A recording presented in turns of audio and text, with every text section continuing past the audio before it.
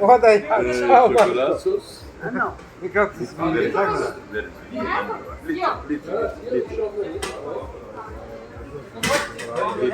Okej. Svidio. Isprljaj majicu čovječe, već šta si radio? Već šta si radio? Rasmus, šta ćeš ti? Ajmo. Dođi Rasmus. Karamel, Ja? šokolad, No, čokolade. vanilja, a melone. A to? Lemon. Karamel i limon, ja. Ja ću biti još jedno, može.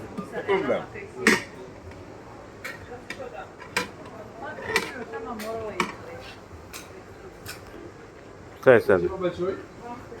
A to je limon?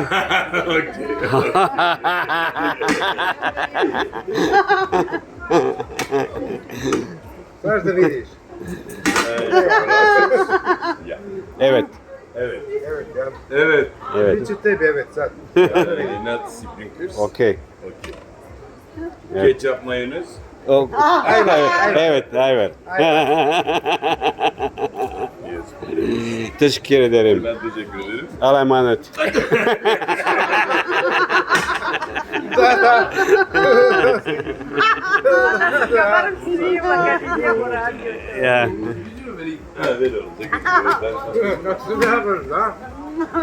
Ne sam malo prim. Ali nije dobro izradio rukama.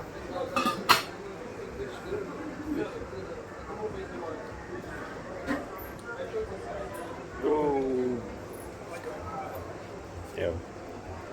Danke, hvala. Danke. Hvala.